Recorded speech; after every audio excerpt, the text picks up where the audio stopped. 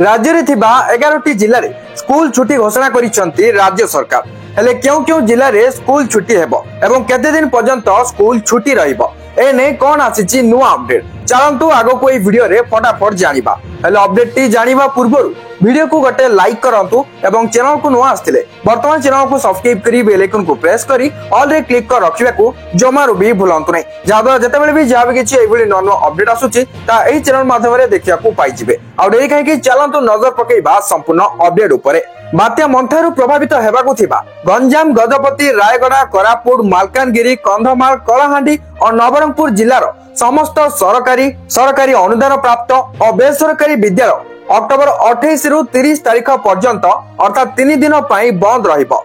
सेही भली खर्दा, नयागढ़ और पुरी जिल्ला रे 28 और 29 तारीख 2 दिन पाई स्कूल अंगनवाड़ी छुट्टी घोषणा करा जायछि। बात्या मंथारु प्रभावित हेबाकु थिबा जिल्ला रे आवश्यक स्थले जिल्ला प्रशासन पक्षरु शिक्षक, शिक्षयित्री और कर्मचारी को बात्या परिचालना कार्य रे नियोजित करा जाय पारे। जिल्ला शिक्षा अधिकारी बा डीओ गणशिक्षा विभाग पक्षरु संपृक्त जिल्ला रे नोडल अधिकारी भाबे कार्य करिवे। विभाग अधीन रे कार्यरत समस्त कर्मचारी छुट्टी को बातिल करा जायछि। जिल्ला प्रशासन रो आवश्यकता अनुसार विद्यालय गृह गुड़िक व्यवहार करा जाय पारे। डीओ माने आवश्यक समय संपृक्त निर्देशक मानक सह आलोचना करी समयोचित पदक्षेप ग्रहण करिवे।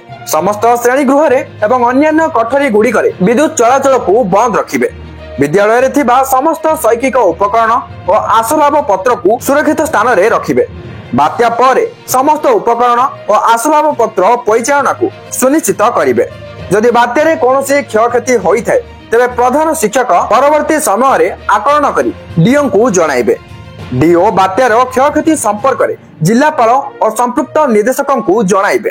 प्रधानमंत्री पोषण कार्यक्रम रे छात्र छात्री मध्याह्न भोजन पर व्यवहृत हेउतुबा चाउल को रिलीफ कार्य रे व्यवहार करि परिबे एवं परवर्ती समय रे स्वतंत्र रिलीफ कमिशनर ठारू भरणा करा जिवो।